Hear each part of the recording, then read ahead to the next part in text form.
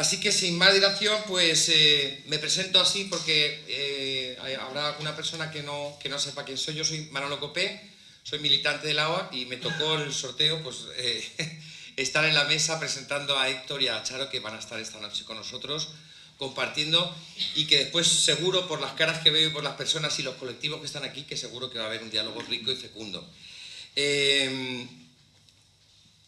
Voy a decir muy poquitas cosas porque podría decir de los dos muchísimas cosas, pero me parece que lo importante es que podamos de alguna manera abrir este diálogo y este debate. Decir que agradecer a Héctor las facilidades que puso desde el primer momento que nos pusimos en contacto con él para participar esta noche aquí. No es una persona que se aburra, nos consta, y agradecerle que se haya desplazado desde Valencia para acompañarnos en esta noche. Él es doctor en Derecho, profesor de la Universidad de Valencia e inspector de Trabajo y de la Seguridad Social. Ha impartido numerosos cursos, charlas, seminarios, vinculado también al Frente Cívico Somos Mayoría, y de la cantidad innumerable de artículos y libros que tiene, en los que ha sido autor o coautor. Yo voy a destacar 3 de ellos, que para lo que llevamos entre manos esta noche y en este ciclo me parecen especialmente relevantes. Uno es El huracán neoliberal, que me parece que es un libro que, si no lo conocéis, podéis ir buscando. Ya sabéis que ahora con San Google lo tenemos todo a mano. Y otros 2 libros que también ha hecho en colaboración con Manolo Monereo, por un nuevo proyecto de país, y también España, un proyecto de liberación, que es el último que ha realizado junto con Manolo y que ha estado presentando recientemente también en Valencia. Y luego, como coautor, un trabajo que nos parece importante porque es una propuesta concreta, que es el libro del trabajo garantizado, una propuesta necesaria frente al desempleo y la precarización, que la situación actual que estamos viviendo pues todavía es más acuciante y más precaria que en el momento en que se hizo este trabajo. Digo de agradecerle porque no tiene tal vez ninguna necesidad de estar aquí esta noche, pero yo creo que es un hombre puente, o lo intenta ser, un hombre que quiere dialogar y que lo hace, y pues fruto de ello es el encuentro de esta noche que vamos a tener. Y luego voy a presentar a Charo, que es mi ídolo, Charo es compañera militante de la OAC de Castellón. Ella también está aquí porque ha tenido la suerte y la responsabilidad de organizar esos 3 encuentros mundiales que se han celebrado ya, 2 en Roma y 1 en Bolivia, y ha estado en ese comité organizador junto con otras personas de otros continentes del mundo para que se pudieran llevar adelante esos 3 encuentros. Y me gusta que sea una mujer la que está hoy hablando en nombre de la Iglesia, y me gusta que sea Charo quien nos pueda contar también de primera mano esas experiencias que ha tenido en esos encuentros del Papa. Y no solamente esas experiencias, sino lo que se ha forjado, lo que se ha construido conjuntamente y comunitariamente en esos encuentros. Charo es licenciada en psicología, es la madre de Irene y Sara, y la esposa de Miro, que también está por aquí, que la ha acompañado. Ella ha ejercido su compromiso militante en el campo de la educación, en las AMPAs, y últimamente trabajó en Cáritas y ahora es la gerente de una fundación que es una empresa de inserción para personas con dificultad para poder encontrar empleos más normalizados. Primero fue educadora de esa fundación y ahora actualmente es la gerente, ¿no? Curiosamente es una fundación que fue creada por Cáritas de Castellón y por las pymes de Castellón. O sea, se unieron para poner en marcha esa fundación, que ahora pues ya está funcionando como una empresa de inserción que se llama Reciplana, en la que se fomenta toda la inserción laboral de estas personas. Estuvo liberada en la Comisión Permanente del Junior, aquí algunos la conocían de esa etapa, estuvo unos años en Madrid también al servicio de ese movimiento de niños y educadores en toda España, y participó en la elaboración del proyecto de formación de la Acción Católica Española. Y antes de ser presidenta del Movimiento Mundial de Trabajadores Cristianos durante 4 años, que acabó su mandato el pasado mes de julio, también estuvo 4 años como presidenta del Movimiento de Trabajadores Cristianos de Europa, una entidad en la que yo también he sido coordinador en los 2 últimos años, y que intenta aglutinar el trabajo que se hace en toda Europa de la gente de los trabajadores cristianos. Así que poco más. Yo creo que los dos son unas personas que nos van a abrir la mente, nos van a abrir la cabeza, y cada uno desde su óptica nos va a aportar una mirada a ese reto de la construcción de otro mundo posible, en donde la tierra, el techo y el trabajo sean un eje central. Así que sin más, le doy la palabra a Héctor y agradecerle de nuevo su presencia aquí esta noche. Bien, pues buenas tardes, buenas noches ya a todo el mundo. Lo primero que quiero decir es que quien está agradecido por la invitación soy yo, a todas las organizaciones convocantes y a todos ustedes por el interés, y tengo que decir que me siento entre amigos y muy contento y muy honrado de poder compartir esta tarde ideas. Yo trataré muy brevemente de ubicar la figura de Francisco en los cambios que se están produciendo en el mundo, con el fin de que podamos comprender en profundidad el significado y el alcance de esta figura. Trataré también de situarlo en la historia contemporánea de la Iglesia desde mi punto de vista. Saben ustedes que yo no soy una persona que tenga ideas religiosas y por tanto lo que diga lo diré desde mi punto de vista de cómo veo la historia y cómo se ha ido desarrollando a lo largo de las últimas décadas. Y acabaré gozando, si quieren ustedes, una hipótesis de trabajo a modo de conclusión provisoria de lo que podamos discutir esta tarde aquí. Yo creo que es interesante empezar con un dato que mucha gente desconoce, pero que yo creo que nos va a servir para introducir la historia de la que vamos a empezar a estirar del hilo. Y es que Francisco es el primer papa no europeo desde Gregorio III, cuyo pontificado se inició en el año 731. Quiero decir que ha llovido desde entonces. Es el primer papa no europeo. Y este es un dato fundamental para comprender su significado en el ámbito de las transformaciones que se están produciendo en el mundo.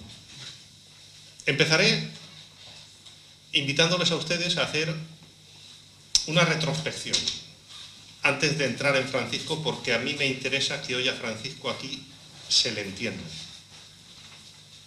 Invitándoles a que retrocedamos en el tiempo y intentemos brevemente ver cómo era el mundo hace aproximadamente 60 años. No hace tanto tiempo. Muchos de ustedes, o incluso casi me atrevería a decir todos nosotros, o bien nacieron o bien nos hemos formado en el mundo surgido de la Segunda Guerra Mundial. Y yo creo que es interesante que retrocedamos un momento en el tiempo. ¿Cómo era el mundo? La característica fundamental del mundo en el siglo XX era que estaba dividido en un centro y una periferia.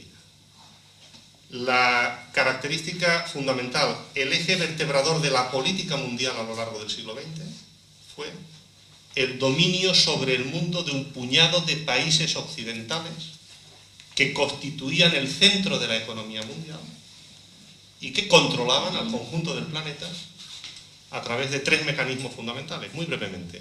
En primer lugar, ese pequeño grupo reducido de países occidentales tuvieron el monopolio de la producción industrial, de la fabricación de barcos, de aviones, de coches, de la producción de bienes de equipo necesarios para el desenvolvimiento industrial de cualquier país en el mundo. Occidente concentraba la producción industrial. Pero no solo eso, monopolizaba también toda la investigación y desarrollo en el mundo. Todos los países de las periferias, los miles de millones de personas que vivían en la periferia, eran excluidos sistemáticamente de la ciencia, del conocimiento. Y monopolizaba al final también el poder financiero, que controlaba el mundo desde unas pocas grandes urbes, como Londres, como París, como Nueva York. Este era el mundo del siglo XX.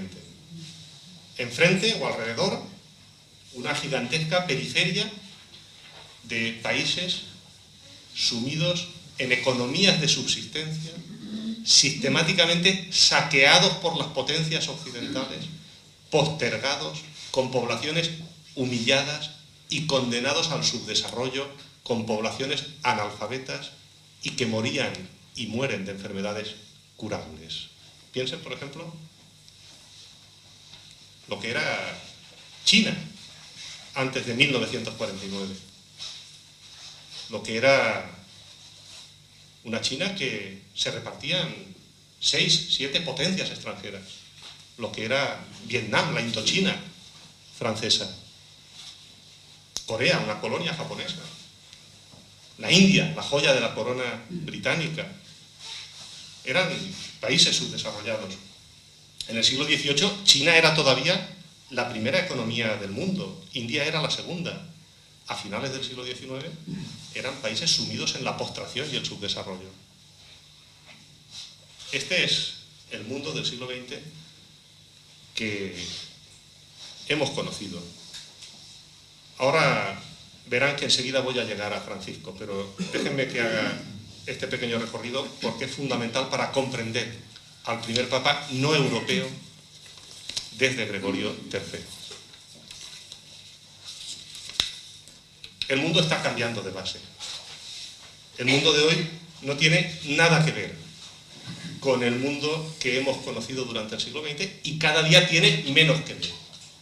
Yo creo que la característica fundamental, la característica de época del periodo que vivimos es que se está produciendo una gigantesca transición geopolítica, un desplazamiento radical del poder político, económico y militar a nivel mundial desde Occidente hacia Oriente. Es el signo de los tiempos que va a marcar el siglo XXI.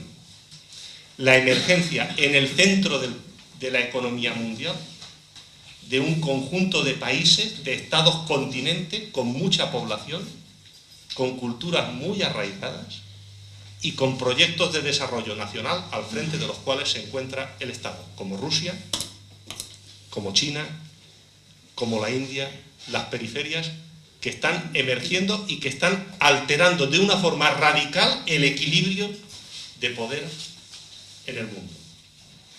Dicho en términos muy simples, cada día que pasa se percibe más que Europa, que Occidente empieza a ser una periferia y que el centro de la economía mundial se está desplazando. Fíjense en un dato, no voy a dar muchos datos esta tarde. Según el Fondo Monetario Internacional, en el año 2040, China representará el 40% del Producto Interior Bruto mundial. Estados Unidos el 14%, la India el 12%, Europa el 5%.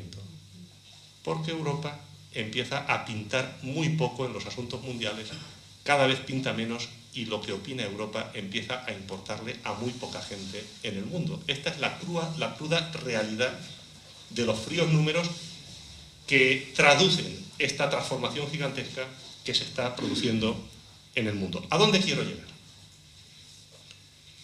Lo que quiero decir es que Francisco no es ya un hombre de este mundo, de nuestro mundo, del viejo imperialismo de Occidente. Francisco es un hombre de otro mundo. Es un papa de las periferias que ve el mundo y lo interpreta desde una óptica que no tiene nada que ver con la del viejo imperialismo que dominó el mundo en el siglo XX. Este elemento es fundamental para comprender el significado y alcance de la figura de Francisco.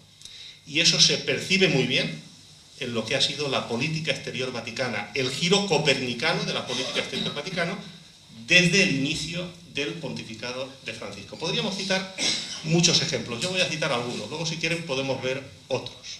Piensen, por ejemplo, en el caso de Siria, septiembre de 2013. Estados Unidos y sus aliados se disponen a atacar a Siria y a despedazar el país para apropiarse de sus recursos naturales, como anteriormente habían hecho con Libia y otros países. Y el día 6 de septiembre de 2013, el Papa Francisco convoca un ayuno a nivel mundial para rogar por la paz y contra la intervención en Siria. Se desmarca de la política belicista y de las agresiones de Occidente y se alinea con otras potencias emergentes que plantean soluciones muy distintas para el problema de Siria, como es el caso de Rusia o como es el caso de China. Piensen ustedes, por ejemplo, en el reconocimiento reciente del Estado palestino por parte del Vaticano e incluso en la apertura reciente de una sede diplomática en Palestina que ha provocado las protestas y las amenazas del Estado de Israel. Y cuando Israel te amenaza, saben ustedes que son amenazas muy creíbles. Pues bien, el Vaticano tuvo la valentía de aperturar una sede diplomática en Palestina. Piensen, por ejemplo, la posición que ha mantenido el Vaticano en el conflicto que se vive en Venezuela, donde ha propiciado un diálogo que ha desarticulado las estrategias de Estados Unidos y que ha permitido, como mínimo, iniciar procesos de diálogo entre el gobierno y la oposición pacífica, o los sectores pacíficos de la oposición al gobierno de Venezuela, en un conflicto que evidentemente no está ni mucho menos resuelto. O el apoyo del Papa a los griegos en su lucha contra las políticas de austeridad impuestas por la Unión Europea. Quiero decir que esa política exterior del Vaticano revela que Francisco es un hombre de otro mundo, es un Papa que ve el mundo y la política mundial desde una perspectiva que no tiene nada que ver con la de Occidente y que solo se comprende bien si uno repara un momento en la transformación gigantesca que se está produciendo a nivel mundial, en la emergencia de una nueva era geopolítica. Yo creo que este es el lugar de Francisco en el mundo y estos son los datos que permiten ubicarlo y ubicarnos para comprenderlo. Hay un segundo elemento que es fundamental, que es lo que significa Francisco en la historia contemporánea reciente de la Iglesia. Saben ustedes que hay un episodio fundamental, seguramente mucho mejor que yo, en la historia de la Iglesia durante el siglo XX, que es el Concilio Vaticano II.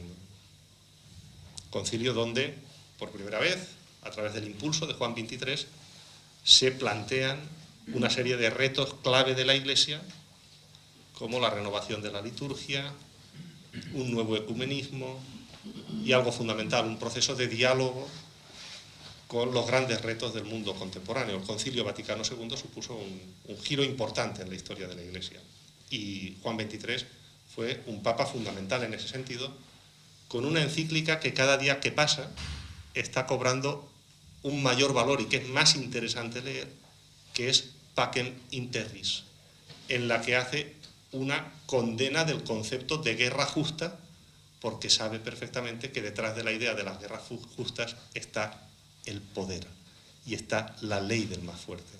Pacem in Terris.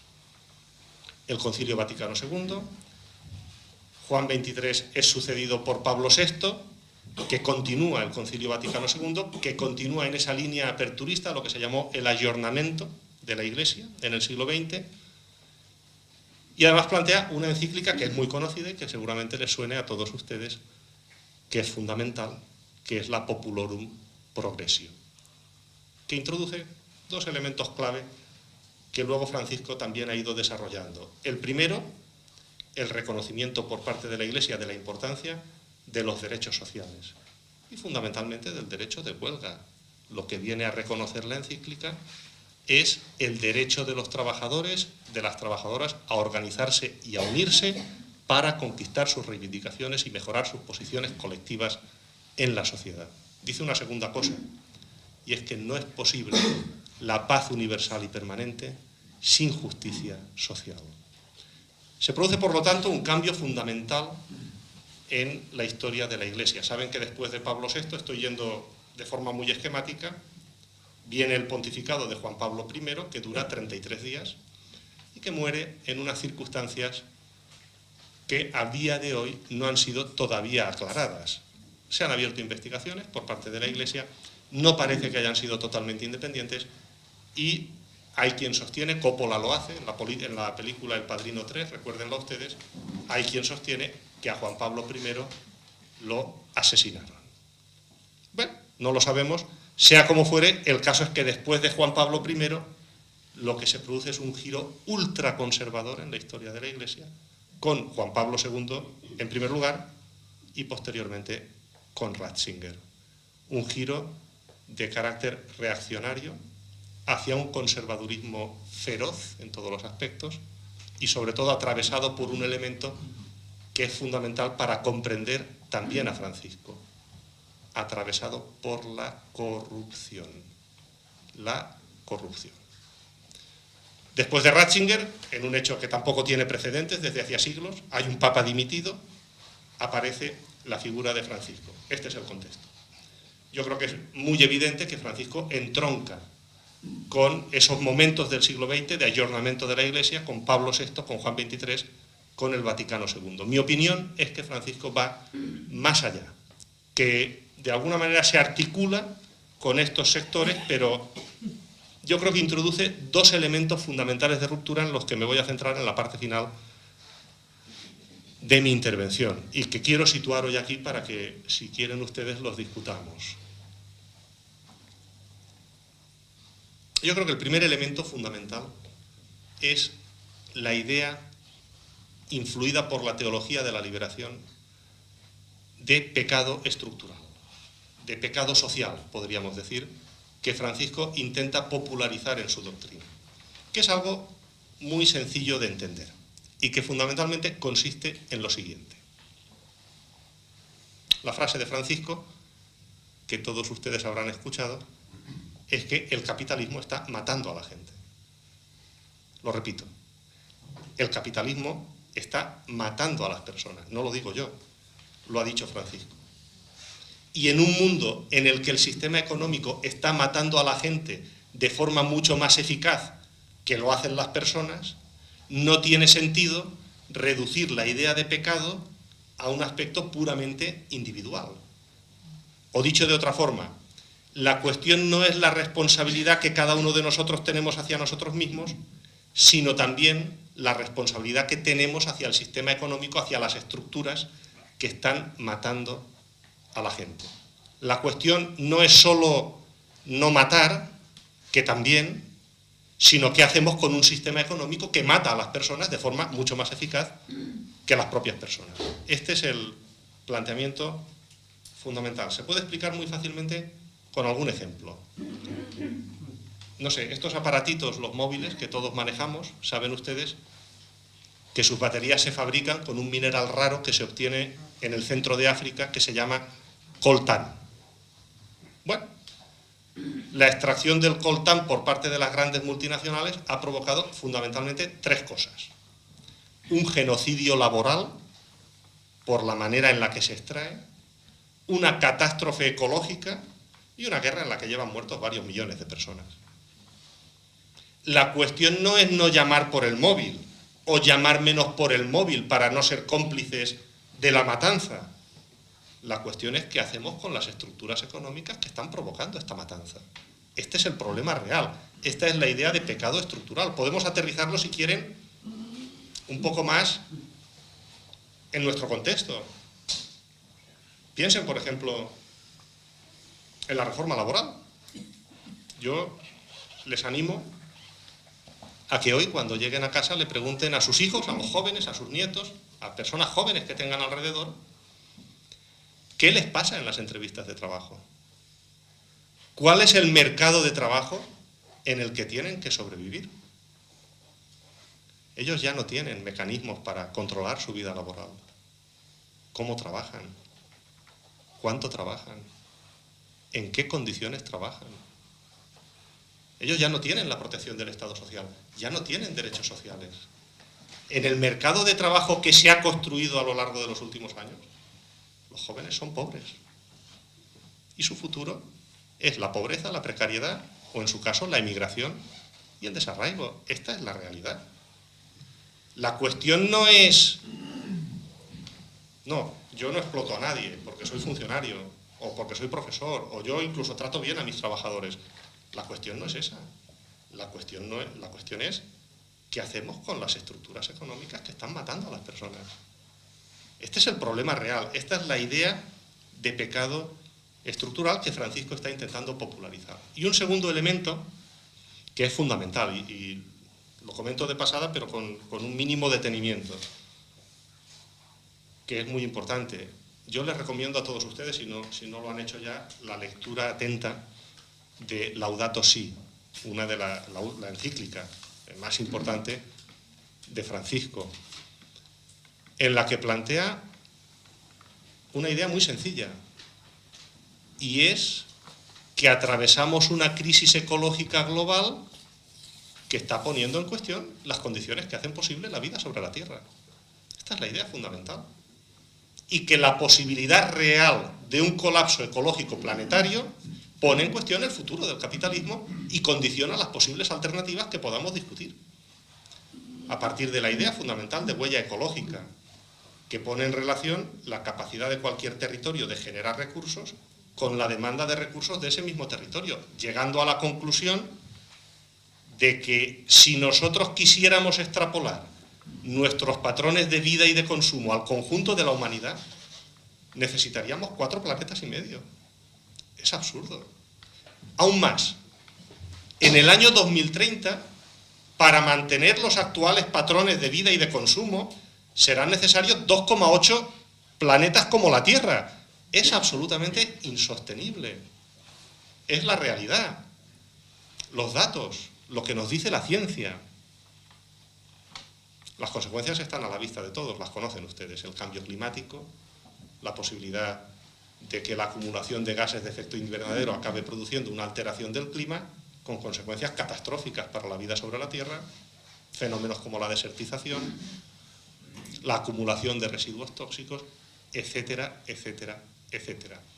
La grandeza de Francisco radica en señalar que las causas de esta catástrofe no radican en la esfera de la moral, no dependen de cuestiones individuales, están en la morada oculta de un sistema económico que es estructuralmente incompatible con cualquier criterio de sostenibilidad ecológica, porque vivimos en un planeta finito y el capitalismo es un sistema que requiere expandirse hasta el infinito. Este es el problema fundamental que plantea, y yo creo que además lo hace muy oportunamente enfrentándose a una legión de políticos, de periodistas y de intelectuales comprados que están negando las evidencias científicas para engañarle a la gente, ocultarle la verdad.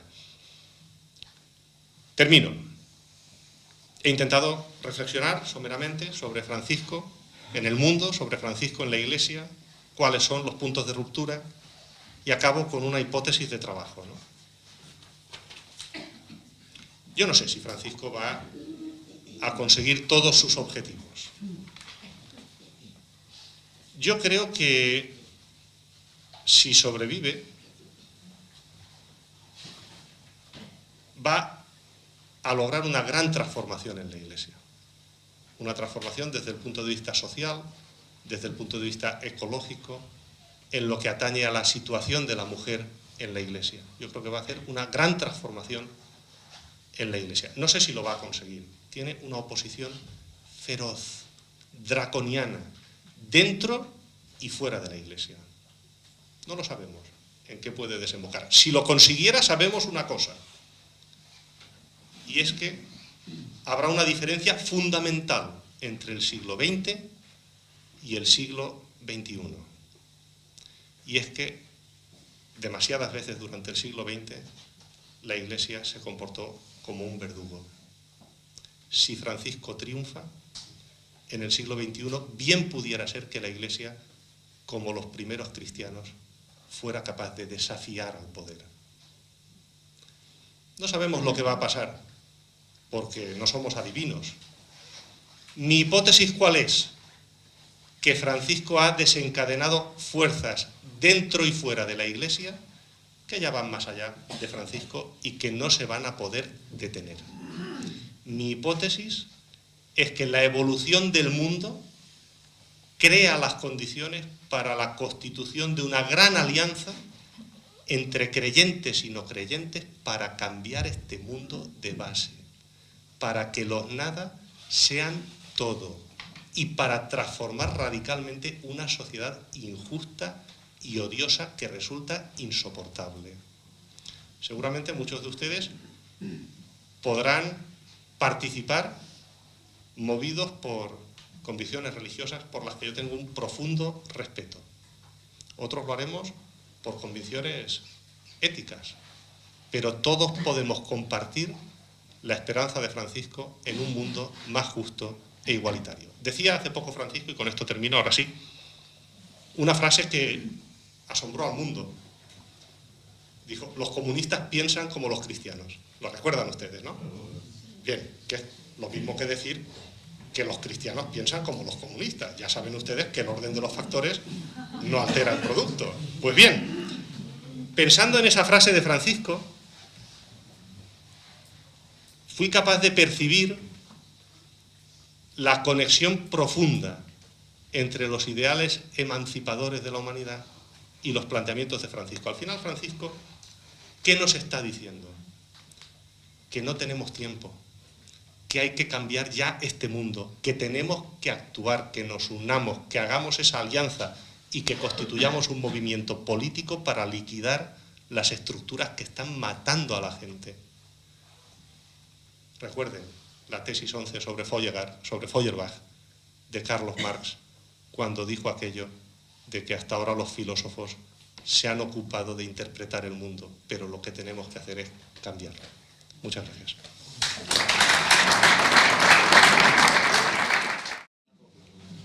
Bueno, no sé, estoy muy contenta porque está Héctor y ya hemos tenido ocasión de ir compartiendo cosas, ¿no? Estoy muy contenta por estar en Alicante, por estar cerca de tantos amigos y amigas, era casi una deuda que tenía, ¿no? Aquí Manolo, que me pidió muchas veces que pudiera venir. Y bueno, pues es una alegría. Yo voy a intentar animaros y transmitiros todo lo que se ha depositado en mí en estos años de trabajo a nivel internacional y la suerte que he tenido de participar, ¿no?, en estos movimientos, porque yo creo que esa última propuesta que estaba haciendo ahora Héctor, de que se construya un movimiento político, y pues yo creo que se está construyendo, ¿no? Yo creo que efectivamente Francisco lanzó una piedra y resulta que había agua para producir ondas, y entonces pues ahí estaban muchos grupos de personas, creyentes, no creyentes, lo que nos hemos ido denominando como movimientos populares en todas las partes del mundo. Y entonces, pues bueno, esa piedra que lanzó, que yo también tengo que decir que realmente la Iglesia en sus escritos ya la había lanzado. Lo que pasa es que hemos tenido la gran suerte de tener a este hombre, Francisco, por cómo comunica, por cómo transmite, por dónde pone los acentos y por con quién se junta. Porque se está juntando con todos, pero se juntó en la mesa, ¿no?, pues con los que estaban en la calle. Y yo creo que ese gesto es tan importante en la vida de la Iglesia y también para fuera de la vida de la Iglesia, pero que es verdad que no sé, que se expandió, ¿no?, muchas de las cosas que es verdad que estaban ocultas ahí en el cajón a veces, ¿no?, de algunos rincones de nuestra Iglesia. Bueno, las 3 Cs del Papa Francisco y de los movimientos populares. Pues nada, Manolo me decía que os cuente qué son eso de los movimientos populares. Pues ahí están, ¿no? ¿Quiénes son los movimientos populares? ¿Veis personas de todo el mundo? O sea, ayer el otro día buscando en internet, ponía las siglas de todos los participantes que hemos estado en los encuentros populares y encontraba amigos y amigas que habían estado con nosotros y digo, ostras, si sale en internet, mírala, si está aquí la fulana, la Rosemary, las no sé qué. Pues efectivamente son personas de Asia, India, Pakistán, bueno, muchos movimientos de África, de América, de Europa, Australia, porque también han venido a los encuentros personas de Australia, de Nueva Zelanda, que pues de algún modo llevan en su ADN esa profunda necesidad de cambio y que pues con los barrios de Bombay, donde está Joaquín, que aparecía por ahí, con Berta, bueno, ya la conocéis, ¿no? Con tantas personas están ahí, pues eso, recogiendo esas ansias profundas de transformación e intentando transformar esos pequeños mundos. Unos desde su más profunda necesidad de humanizar la tierra, otros desde los valores y desde su identidad cristiana, otros desde los valores y de otras identidades religiosas, porque los hay de todas las identidades religiosas y culturales. Bueno, pues los movimientos populares son, pues eso, cartoneros, recicladores, vendedores ambulantes, costureros, artesanos, pescadores, campesinos, inmigrantes, refugiados. Bueno, pues todos esos grupos humanos que están repartidos por todo el mundo, como decía, con esas ansias de verse y de encontrarse. Y esos son a los que el Papa invitó en el primer encuentro que tuvimos en Roma en el año 2014, ¿vale? Él fue realmente quien hizo esa invitación. En España tenemos algunos, bueno, seguro que os reconocéis y seguramente que estáis participando, las personas que estáis aquí, en algunos de estos movimientos, ¿no? Curiosamente, antes de que empezara el Papa a plantear lo de las 3 T's, aquí en España ya teníamos las marchas por la dignidad. Fue como muy, yo recuerdo, ¿no? Yo creo que participasteis las 3 T's de... Nosotros le llamamos pan, techo y trabajo, y precisamente en esos momentos se estaba construyendo, ¿no? También desde Francisco y desde los movimientos populares latinoamericanos, ¿no? Pues estas 3 T's famosas que luego ha acabado diciendo que son derechos sagrados, ¿no? Que es muy importante. Lo importante de esta situación es que es una invitación expresa del Papa, ¿vale? El Papa, con el cardenal Tucson, conocéis al cardenal Tucson, luego lo vamos a ver, bueno, ha aparecido ahí, con el cardenal Tucson, que era el presidente del Consejo de Justicia y Paz, y un equipo de personas que tenía alrededor suyo. Además, tengo que decir públicamente que quiero mucho a Michael Cherny, antes se lo he dicho, porque es un jesuita, ya que estamos aquí en el centro, que ha estado trabajando yo y es uno de los secretarios de la Secretaría de Inmigración y Refugiados del nuevo Dicasterio de Desarrollo Humano, que tiene mucho que ver con el empuje, con la organización, con el tiempo, las energías que se han puesto en marcha para que esto saliera, ¿no? Fue una invitación expresa del Consejo de Justicia y Paz en ese momento con el Papa que quisiéramos aceptar un encuentro en Roma para poder estar allí dialogando de lo que serían las 3 T's y otros ejes de trabajo que posteriormente iríamos compartiendo, ¿no? Y os vais a ver muchas frases y mucho texto, no os asustéis, no lo voy a leer todo, porque lo que quiero es que de verdad os animo a que os metáis en la página web, o bien del nuevo Dicasterio de Desarrollo Humano, o en la página web de los encuentros de movimientos populares, porque todo lo que yo voy a contar está escrito, no me he inventado nada. Está todo escrito, leeros las propuestas, leeros las conclusiones, ver los vídeos, como antes ha puesto Manolo, porque puede ser una fuente de energía, de animarnos, de poder concretar, de poder visibilizar aquí en Alicante y en nuestros pequeños territorios cómo podemos trabajar, y yo creo, voy a utilizar una palabra que igual es un poco así de la psicología, pero lo energizante de la buena energía que los cristianos y los hombres o mujeres que no son cristianas tenemos que tener, y esa alegría para de verdad contagiar que otro mundo es posible. Porque a veces parece que estamos aquí, ¿no? O sea, con las caras, con las maneras de hacer, pues un poco de frescura seguramente no nos va a venir mal en toda esta dinámica que yo creo que tenemos que seguir construyendo. Igual ya está construida, pero tenemos que dar mucha más energía, ¿vale? Entonces... Bueno, gracias por haber aceptado esta invitación para debatir tantos graves problemas sociales que aquejan al mundo de hoy. Ustedes que sufren en carne propia la desigualdad y la exclusión. Este encuentro de movimientos populares es un signo, es un gran signo. Vinieron a poner en presencia de Dios, de la Iglesia, de los pueblos, una realidad muchas veces silenciada. Y una de las frases muy potentes: los pobres no solo padecen la injusticia, sino que también luchan contra ella.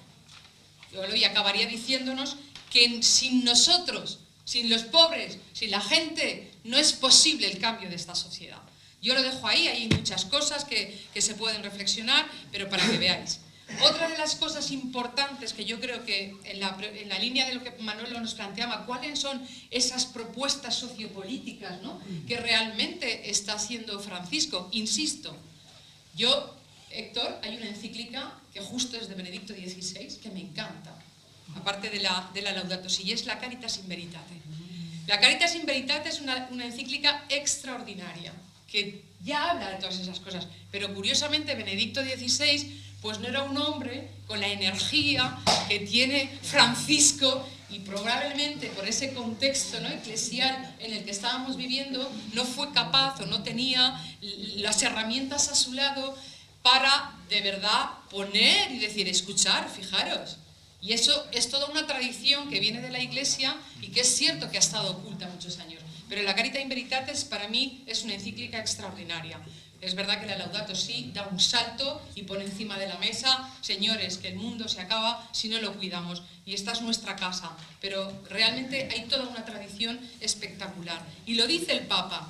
Dice, lo que quiero es la cultura del encuentro, ¿no?, de los pueblos, de todos los pueblos originarios, de los pueblos que están en la ultraperiferia, de los pueblos que están sufriendo. No me importa que ustedes sean cristianos, ortodoxos, culturas originarias. Es necesario los puentes, establecer puentes. Lo va a decir permanentemente en todos los encuentros de movimientos, ¿no? Y entonces dice, las alternativas populares contra la exclusión y la injusticia social a la luz del pensamiento. ¿Por qué el encuentro? Pues dice perfectamente, porque tenemos que ser una iglesia que empiece a peregrinar, y a peregrinar en la periferia, a peregrinar con los descartados de la tierra, ¿vale? Y dice, la doctrina social de la iglesia es el marco referencial. No podemos permanecer indiferentes ante tal situación de exclusión. Y es cierto que a lo largo de todos los encuentros, a lo largo de todos los momentos, hemos ido encontrando Francisco, excepto con la Laudato Si, si veis los textos y recogéis, por ejemplo, todos los resúmenes y todas las cartas que nos ha leído a los movimientos populares, siempre está haciendo referencia a otros elementos de la doctrina social de la Iglesia. Siempre. Realmente suyos es esas frases tan contundentes, la economía mata, dejar a los cristianos de miraros al ombligo, esas cosas que las dice con tanta claridad y por eso la gente le entendemos también. Pero va recogiendo toda una tradición de la Iglesia que estaba muy escondida. Y él quiere que efectivamente en este encuentro, en estos encuentros, pues nos planteemos las tres Cs, ¿no? ¿Por qué? Porque dices una cosa muy sencilla. Es algo que cualquier padre, cualquier madre quiere para sus hijos, ¿no? Y que hay tantos millones de personas que están lejos. Una tierra, un techo y un trabajo. Me imagino que esto estamos cansados en nuestros padres, nuestros abuelos, ¿no?, de escucharlo. Pues ese es el anhelo. Y el tema, y precisamente decía, y es extraño, pero si hablo de esto, aquella famosa frase que salió por todo el mundo, que publicaron en los Estados Unidos como una cosa espectacular, cuando hablo de esto me dicen que soy comunista, ¿vale? Ahí, porque planteaba pues 3 temas muy importantes. La tierra. Bueno, ahí tenéis una fotografía, para los que no conozcáis, Berta Cáceres, sabéis que fue asesinada, en el primer encuentro estuvo con nosotros, pero en el segundo ya no estuvo. Ella fue la encargada de plantearle al Papa Francisco las conclusiones de nuestro primer encuentro. Sabéis que tuvimos, como dijo muy bien Manolo, un encuentro en Roma, que fue el ver, estuvimos viendo lo que ocurría en nuestros alrededores, con muchas miradas desde personas de sindicatos, partidos políticos, comunidades. En Bolivia hicimos el juzgar y salieron 10 reflexiones de como si fuera nuestra reflexión más profunda. Y en Roma, que fue el año 2016, en el año noviembre del 2016, ahí hicimos ya una cosa que también os recomiendo. En una hojita están las 7 propuestas de transformación que los movimientos populares presentáramos al Papa y que él asumió para que pudiera dialogarlas y plantearlas allá donde él fuera, incluso en los estamentos, pues cuando se va a la ONU, cuando se va a la OIT o cuando se va a otras organizaciones y a otros espacios internacionales de reflexión. Bueno, pues la tierra, Berta, por ella, ¿vale? Por Berta, que efectivamente pues fue una de las mujeres que luchó hasta que se la cargaron radicalmente, sabéis que tiene 3 hijos, 2 hijos y una hija. Y bueno, pues al Papa le preocupaba muchísimo esto. Las fotos que veis ahí, ¿de dónde pensáis que son? De internet. Sí, bueno, vale. Algunas no son de internet. ¿De qué lugar? Perdonad, no he hecho bien la pregunta. Sí, los paisajes. No. Esa es de mi pueblo, de Castellón. Y aquella también.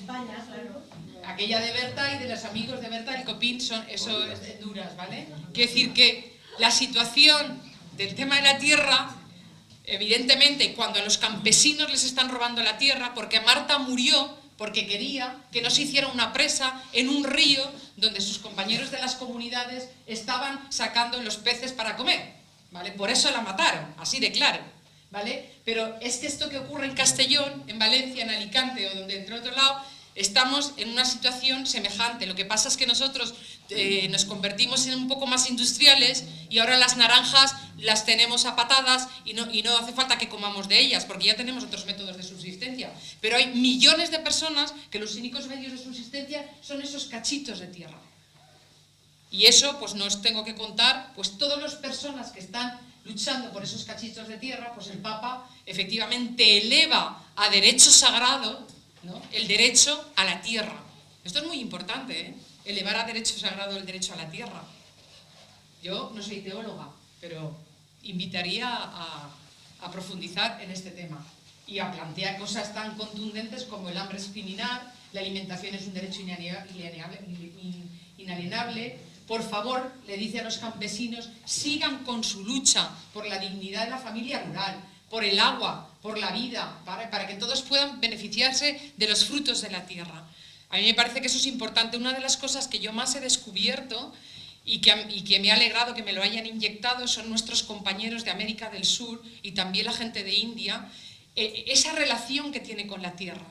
Nosotros no tenemos esa relación con la tierra, esa relación espiritual que tienen con la tierra.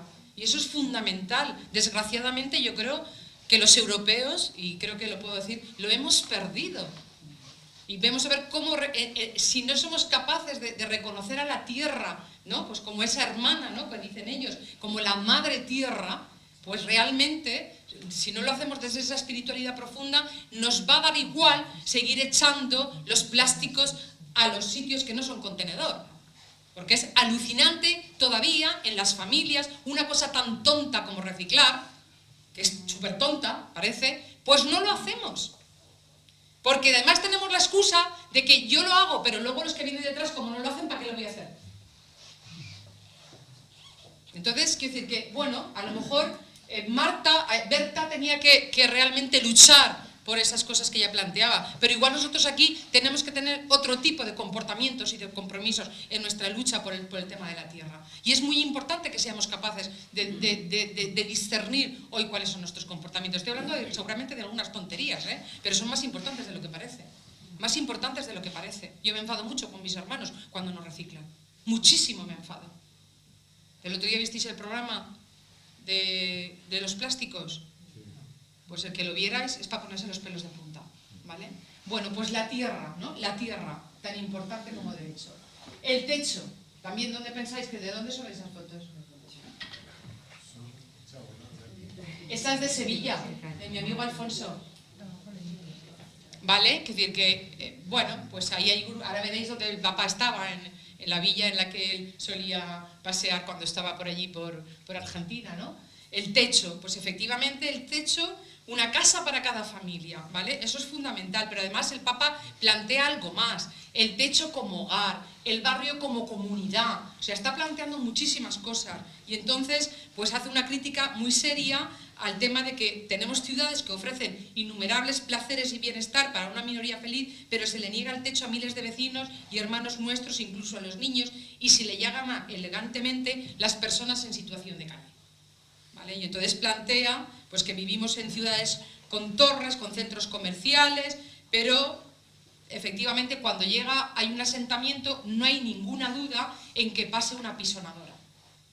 Y aquí a lo mejor lo estamos viendo cuando en el Pozo del Tierra Inmundo o en otros barrios efectivamente pensamos que tiene que pasar la pisonadora porque allí se está traficando con droga. Pero tenemos que reflexionar también muchas de estas cosas. Porque lo mismo que se hace ahí, se hace en cualquier barrio de la India o de Sudáfrica y pasan las apisanadoras y efectivamente las pequeñas casitas donde están viviendo esas miles o millones de personas se van a tomar por saco.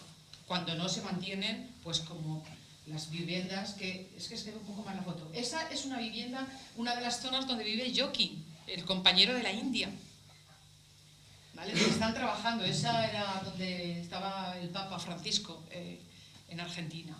¿Vale? Entonces el tema del techo es tan fundamental, pues que él, pues de nuevo, lo eleva efectivamente a derecho sagrado, ¿no? Pero lo plantea más allá de lo que es una única esfera, pues el tema del agua, el tema de las cloacas, el tema de la sanidad, el tema de los hospitales. Os voy a contar una anécdota. Ay, es que lo estás radiando, no sé.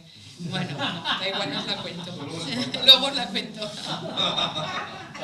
Bueno, pues eso, sigamos trabajando para que todas las personas tengan una vivienda, para que todos los barrios tengan una infraestructura adecuada, cloacas, luz, gas, asfalto, sigo, escuelas, hospitales, salas, primeros auxilios, club, todas las cosas que crean vínculos que unen a la educación, a la seguridad. Todo esto son palabras del Papa, que yo creo que estáis seguramente ya empezando a resonar por todos los lados. El trabajo, bueno, pues aquí le dedicó y lo hemos dedicado todos los movimientos un potente, ¿no?, tiempo para hablar del tema, ¿no? Y bueno, pues cuando dice que no existe peor pobreza material, y me urge subrayarlo, ¿no?, que la que no permite ganarse el pan y priva de la dignidad del trabajo. O sea, él, pues sabéis en todos sus escritos que está planteando mucho el tema del trabajo, ¿no? El desempleo juvenil, la informalidad, la falta de derechos laborales, bueno, y pues también el tema a que no sean criminalizados los líderes sindicales, a que puedan sindicalizarse. Hay un conjunto de cosas porque muchos de los compañeros que han participado en los encuentros de movimientos populares están amenazados de muerte. A nosotros eso ya se nos olvidó. Manolo lo sabe. O sea, había mucha gente que estaba en los grupos de trabajo con nosotros. Ahí tengo fotografías con la gente de México. La gente de México, Carlos, que ha salido en el vídeo, ese señor está amenazado de muerte. Ese señor está trabajando en la frontera de Estados Unidos con México, donde están las mafias de tráfico de personas. O sea que, claro, pues el Papa está diciéndoles, que a esta gente no hay que matarla, que esta gente tiene derecho, que esta gente hay que protegerla. Así de claro lo dice, ¿no? Incluso más que yo. Una cosa que quiero recalcar y que ha salido, y además fijaros, estos encuentros que hemos tenido con el Papa, luego el Consejo de Justicia y Paz y luego el nuevo dicasterio, yo me he traído por ahí fotos, ha hecho muchas invitaciones a otros líderes. Tuve la suerte de participar en un encuentro que además provocó el Papa con todos los alcaldes del mundo. Había más de 150 alcaldes. ¿Y sabéis de qué hablaron? De dos cosas de que al Papa le preocupan extraordinariamente. Una, el tema ecológico, el tema de la muerte del planeta, y la otra, una de las nuevas explotaciones que hay en el mundo, el tráfico de personas. Las experiencias que salieron allí eran espeluznantes. Y invitó el Consejo a los alcaldes para que escucharan y dijeran, ¡hey!, que no tenemos que irnos a la ONU, que ustedes también como alcaldes y alcaldesas pueden hacer muchas cosas para el tráfico de personas que está ocurriendo en sus ciudades. Que en Castellón, en Oropesa de Vacaciones Dígame, que seguramente lo habéis oído, al lado de Oropesa de Vacaciones Dígame tenemos viviendas con situaciones de auténtica esclavitud. De personas que están viviendo, y aquí no tengo que contar porque Alicante lo conocéis mejor que yo, ¿vale? Y el Papa dice, cuidado, que una de las nuevas explotaciones es el trabajo esclavo que hoy se está produciendo en el mundo. Carlos, oír a Carlos hablar de esas situaciones es muy potente también. El trabajo, bueno, pues ahí cuando plantea efectivamente que hoy al fenómeno de la explotación y de la opresión se le ha sumado esta nueva dimensión, ¿no?, de matiz gráfico y duro, que es los sobrantes, los desechos. Yo creo que Héctor ya lo ha explicado, efectivamente, pero fijaros de verdad, ¿podéis imaginar las personas que se sienten sobrantes? Las personas que tienen la sensación, yo cuando veo a los chavales buscando por las basuras, ¿no os da la sensación que efectivamente esas personas son las sobrantes, como que tienen que estar en el lugar donde están, que es en la basura? Esa es la cultura que estamos viviendo. Y esa cultura, pues yo creo que el Papa la plantea muy bien. Y voy a continuar. Bueno, pues el trabajo, efectivamente, se descartan los ancianos, no sirven, no producen, ni los chicos, ni las ancianas. Bueno, pues ahí tenemos un tema fundamental. Y otras grandes preocupaciones del Papa Francisco, ¿vale? De los movimientos populares. Habéis visto el vídeo. Los inmigrantes y refugiados y la paz, los pueblos y la democracia. Hemos tenido también la suerte de plantear mucho y reflexionar mucho en los encuentros el tema de los tres grandes como elementos que el Papa plantea, que es el terror y los muros. No voy a leerlo, pero quiero que fijaros unas frases de la última. El Papa dice: ¿quién gobierna entonces? El dinero, ¿cómo gobierna? Con el látigo del miedo, de la iniquidad, de la violencia económica, social, cultural y militar, que engendra más y más violencia en una espiral descendente que parece no acabar jamás. ¿Cuánto dolor y cuánto miedo? Lo dije hace poco, hay un terrorismo de base que emana del control global del dinero sobre la tierra y atenta contra toda la humanidad entera. De ese terrorismo básico salen los otros terrorismos.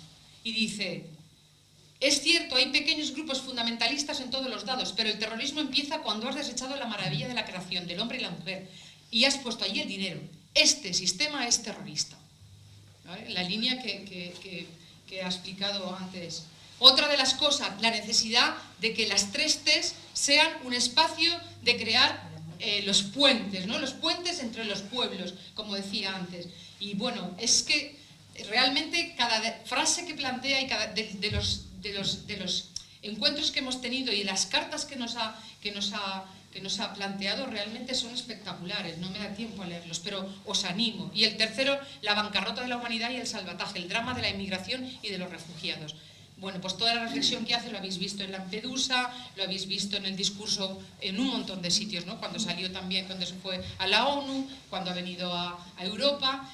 Y lo que también quiero compartir es que todas esas reflexiones que el Papa plantea son reflexiones que los movimientos populares están haciendo. Es que hay una confluencia entre esos análisis que hacen los movimientos populares y lo que el Papa está planteando. Es más, yo creo que nos estamos contagiando mutuamente. Porque hay muchas personas que no son creyentes en los encuentros y hay todo un contagio, ¿no? de esa manera de mirar el mundo, ¿no? de esa manera de entender a la humanidad. Y yo creo que eso es muy importante. Y entonces el Papa lo que plantea es algunas claves para el del Papa y los movimientos populares, la necesidad del cambio. Y lo primero que nos propone es preguntarnos si realmente reconocemos que las cosas van bien o van mal. Y ahí pues podemos hacer mucho. A mí es una de las cosas que más me gustan, pueden hacer mucho. Ustedes, los más humildes, los explotados, los pobres y excluidos, pueden y hacen mucho. Me atrevo a decirles que el futuro de la humanidad está en gran medida en sus manos, en su capacidad de organizarse y de promover alternativas creativas en la búsqueda cotidiana de las tres T's. De acuerdo, trabajo, techo y tierra. Y también en su participación protagónica, es una frase que me encanta, en los grandes procesos de cambio, cambios nacionales, cambios regionales y cambios mundiales. No se achiquen. Yo creo que esas frases, a mí me encantaría que nuestros obispos y nosotros mismos, tampoco vamos a echar la culpa siempre a los demás, tuviéramos esa capacidad de animarnos y de animar a todas aquellas personas que realmente están haciendo un trabajo ahí en esos lugares de frontera, ¿no? Y en estas situaciones tan críticas. Pero también a los otros, que a lo mejor no estamos en situaciones tan críticas, pero que realmente necesitamos hacer un trabajo pues, por construir una democracia distinta, por construir una manera distinta de hacer política, por construir una manera distinta de hacer sindicalismo y por muchas cosas más. ¿Qué podemos hacer? Pues la primera, el tema de la economía, ¿vale? Poner la economía al servicio de los pueblos. La segunda, pues una tarea, caminar en la paz y la justicia, ¿vale? Él propone en sus discursos pues lo que quiere decir todo eso. Y la tercera, pues defender a la madre tierra. Y de hecho nosotros hicimos una propuesta que sabéis que también la ONU, que fue a la ONU, que fue el tema del agua. Bueno, ¿qué podemos hacer? Más cosas. Aquí tenéis la primera convocatoria de líderes de los movimientos internacionales de justicia social en Estados Unidos, que hace poco se celebró. Podemos hacer un encuentro de movimientos populares en Alicante. ¿No? ¿Por qué no? Tuve la suerte de participar. La Conferencia Episcopal Norteamericana estaba allí representada. Una red de cientos de personas de toda América, de toda Norteamérica, que están trabajando en comunidades eclesiales organizadas Bueno, fue impresionante el encuentro de Estados Unidos. Pues en lo micro también podemos hacerlo, porque era una cosa de las que nos hemos planteado en los encuentros populares. Tener espacios de reflexión conjunta en lo micro, en lo pequeño, y es muy importante. Os animo a que leáis la conclusión final de este encuentro. No tiene desperdicio. Y la firmaron los obispos que había allí, ¿eh? Pues eso, ahí plantea un montón de cosas. ¿Qué podemos hacer? El Consejo Episcopal Latinoamericano hace 4 días también se juntó, ¿vale? Y tuvieron ahí, pues fijaros, el Consejo, los movimientos populares latinoamericanos. Otra, Temuco, el otro día, con los mapuche. Se fueron los movimientos de Argentina, ¿de acuerdo?, a Chile para compartir, y tuvieron una asamblea, y a raíz de la homilía que el Papa planteó, se han hecho unas propuestas de acción. Quiero decir que hay muchas cosas que se pueden plantear, ¿vale? ¿Qué podemos hacer? Se ha desconfigurado, no pasa nada. La política, con esto acaba, es una de las formas más altas de la caridad, del amor. Eso lo dice Benedicto XVI en la Caritas in Veritate. Y tirar de esa cuerda, como ha tirado Francisco, para nosotros puede ser la prioridad de los pobres, el respeto a la persona, el protagonismo de la sociedad civil y nuestra colaboración en ella, la defensa de la ética y la moral y el fomento de la solidaridad y de la comunión frente a la cultura de descarte. Y para los cristianos, que las iglesias diocesanas asuman el compromiso por la justicia ante situaciones como parte integral de la pastoral que estamos realizando.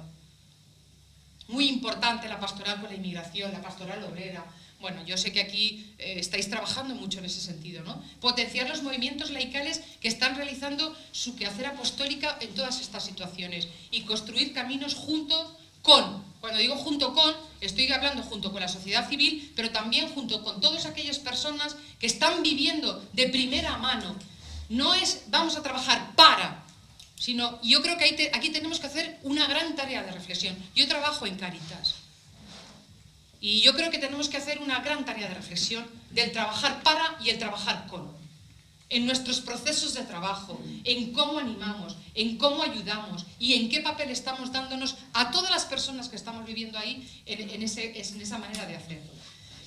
Y ya para finalizar, hay un conjunto de propuestas transformadoras que están en un documento, que están escrito, y que el Papa Francisco asumió como suyas, que nosotros le presentamos en el último encuentro. Solo voy a proponeros 2. En la perspectiva del destino universal de los bienes de la naturaleza, rechazamos la privatización del agua. Esto es una de las tareas que nos hemos propuesto los movimientos populares de todo el mundo trabajar. Una de ellas, hay más. Y la otra es en la perspectiva de una reforma laboral justa que garantice el acceso pleno al trabajo digno. Proponemos un salario social universal para todos los trabajadores, ya sean del sector público, privado o popular. Estas 7 propuestas de acción son el eje de trabajo para los próximos años, ¿vale? Aquí ya veis que la iniciativa se ha acabado y nada, digamos juntos desde el corazón: ninguna familia sin vivienda, ningún campesino sin tierra, ningún trabajador sin derechos, ninguna persona sin la dignidad que le da el trabajo. Exhortó el Papa alentando a nuestros queridos hermanos: sigan con su lucha, nos hacen bien a todos. Gracias.